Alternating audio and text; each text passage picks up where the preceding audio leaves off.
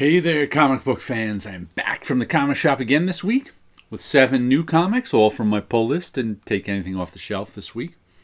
But first, let me show you my top of the printer museum comics for the week. These are the ones I leave out on the top of my printer all week just so I can look at their covers.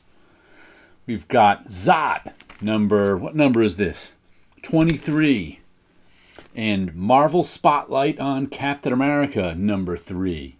This one, what year was this from? 79. This was right after Captain Marvel's series was canceled. I guess they had some inventory issues that they were running in Marvel Spotlight, so there was a few of them in there. And this is an Al Milgrom cover. Pretty nice Al Milgrom cover. Is that Eon? Yeah, that's the name of that strange cosmic being Captain Marvel is talking to. But yeah, I think I've had a couple of Al Milgrom covers in recent months. That's a pretty nice one. I enjoy that one. Not the first guy I think of when I think of Marvel covers in the 70s, but he did some good ones. And this is Scott McCloud. 9 Jack 9 is back. 9 Jack 9 is one of my favorite names for this villain. I like his look, too, with that boater hat and coat and striped coat and white pants. Zot was one of my favorite black and white indie comics from the 80s. For those of you who don't know, that's Zot right there in red, and that's his girlfriend. I can't remember what her name was, Penny or something like that, face to face with death. And Penny was like from our world, and Zot was from his own world that was like much more magical than our world. It had him in it, and it was sort of a sci-fi world, and he was a superhero in that world. And she would occasionally go over. I guess it was like Adam Strange in a way, except instead of Adam Strange visiting Ron, Penny or Jenny, her name might have been Jenny, visited Zot's world and hung out with him. Good series by Scott McCloud, who wrote what is that? Understanding Comics in the 90s. That was a good book. If you want to understand comics, read Scott McCloud's Understanding Comics. I think there's even 2 volumes of it. Let's see what I got this week. The first one looks like Radiant Black. We got a little Radiant Black versus Radiant Black. He kind of had this thing going on last issue with, like, he inherited this super suit from his father, and it turns out there's kind of other Radiant Blacks living in the suit still somehow. So this like Radiant Black from, I don't know, 300 years ago was giving me advice. And was eventually like, let me take over the suit. I can win this fight for you. So he let him, our current guy, let him take over the suit. And now the guy's like, nah, I don't think I'm going to give this back to you. I think I'm going to hang out and be Radiant Black. So that's where this left off. So we'll have to see. Looks like he has to fight himself to get himself back. And of course, we got the Terry Moores, the Parker Girls. Always good stuff. I think Kachu was kidnapped at the end of it. The Parker Girls are like this, well, they used to be this all-female group of, I guess they were spies, kind of. They're like industrial spies, sometimes assassins. They broke up years ago, but now they're back because somebody killed a Parker girl, and a billionaire, I think it was, and they want to figure out, they want to get him. So, good stuff from Terry Moore. Strangers in Paradise, Echo, Rachel Rising, 5 years, all the stuff he's done over the years. He's an automatic buy for me all the time, so I'm always getting his stuff. And here's this one, Love Everlasting. Is this issue 7? Issue 7. I don't know where this one's going in terms. I don't know if it's ongoing or it's going to end sometime soon. Because it's the story of a woman. Who's trapped in romance comics. She's figured out she's trapped in romance comics, but every issue is her romance comics things happening to. And I love this artwork by what's the woman's name again? Elsa Charretier. Her artwork is terrific. I really enjoy it. This sort of Bruce Timm type artwork. Darwin Cook type artwork, that Batman animated series type artwork. I really like it, but I think last issue she kind of went through the whole issue just upset, and she tried to get out of the romance comic by doing everything right, and it didn't work. She's still in matter of fact, I think she ended. Usually she goes from story to story in the romance comic, And that one, she couldn't get out of the story. She was doing the things she usually did to get out of the story, and it wasn't working. So now she's like, am I trapped in this story forever? We'll have to see it. I think Colin Bunn is the writer. No, not Colin Bunn. King. What's his name? King. Tom King, right? Is that it? Let me check the credits again that I just showed you. Yes, Tom King. Matt Hollingsworth is the colorist. Clayton Cowles is the letterer. Enjoy the... Oh, there was a nice... multi-panel portrait, I guess you'd call it. So I'm enjoying this, and it's come and gone. I think there was an issue last month, but there hadn't been an issue for months. So I don't know what its schedule is. I don't know if it's running 8 issues. I don't know if it's running forever. Who knows? This one I know is volume 3 of 6-issue series Hey Kids Comics. Each volume has been 6 issues.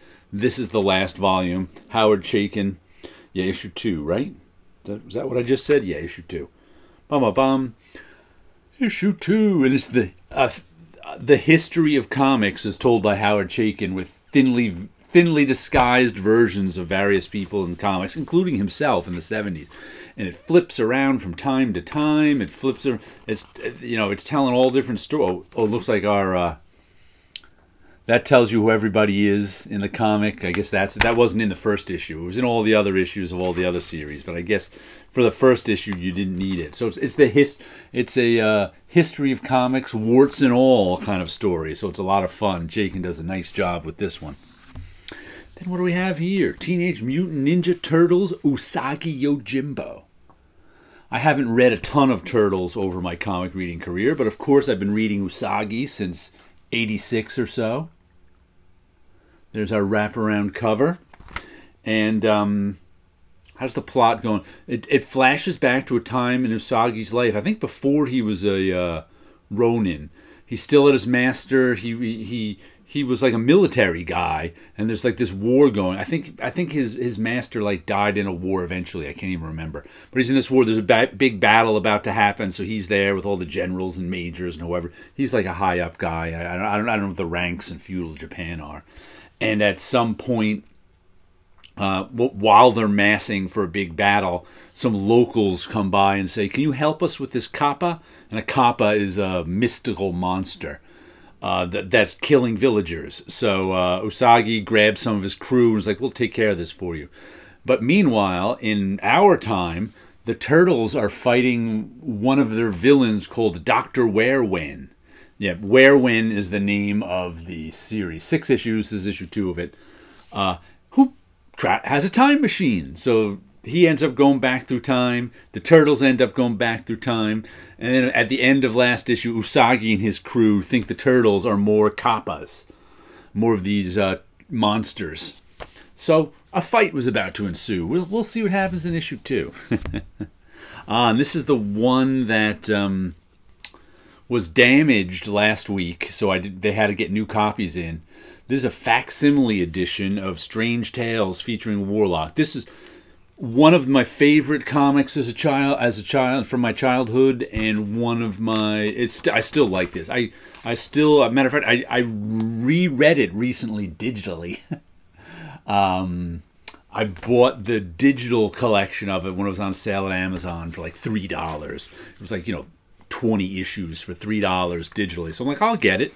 But I wanted this. I'm not even sure if I have this. I have a reprint of this, I know. But the original stuff, I don't know. I haven't looked at my originals in a while. I don't think I had them all. I always read a Friends during my childhood. But I have it all in a reprint, and I have it all digitally. But I wanted a facsimile of it. I wanted it to look all fresh and new. Because sometimes old comics aren't the way. In my memory, all these old comics were fresh and new when I bought them. So when I see them and they don't look fresh and new, I'm like, what are these old comics? Then the last one I got this week is Junk Rabbit number 2, Jimmy Robinson's. His name's up there. I remember buying one other series by him and enjoying it. And I picked up issue 1 of this, and I was kind of iffy with it. I was like, it was kind of all set up, and I was like, and it was just, I just didn't think it was a very good first issue, but it wasn't bad. And I was like, and nothing interesting happened kind of till the end. But I liked the artwork. So I said, I'll give it one more issue. It's got one more issue to grab me. So I'll read this issue, and then I'll decide if I want to put it on my pull list or not. Once again, I am not sure if this is a mini-series, a continuing series, or what. I think he usually does mini-series. But I hate when they don't tell me mini-series are mini-series, because that would help me decide whether to buy it or not, too. Because if it's only like 6 issues, I might buy it, rather than if I think it's going to go 12, 14, 18 issues. Let me show you a little bit of my work back here. What do I have? Ooh, I've got this Hypno. Dreams of Things, number 184, as I slowly make my way towards 200. What am I going to do for the 200th one? I don't know. Whoops, don't fall down, you. Stay. 179 and all those 3 faces. I like the way this one came out. And this spiral in here, I actually made digitally. I had drawn this here, and I was like, I was gonna draw some clouds or something behind this figure when I first started coloring it, and I was like, nah. I'm like, why don't I put a spiral back there? So I actually made the spiral in Adobe Illustrator and then light boxed it with a blue line pencil over here, because I knew, and then, you know, put the dark blue marker right over the blue line pencil, so you can't even tell the pencil's there. But I think that spiral really added something to it and pulled it together for me. So I like the way this one came out with this strange woman staring and hypnotizing us. I like that one. Some I like, of course, some I like better than others. That's the one I like better than others, I think. All right, some comic books, some artwork. You guys have a good week out there.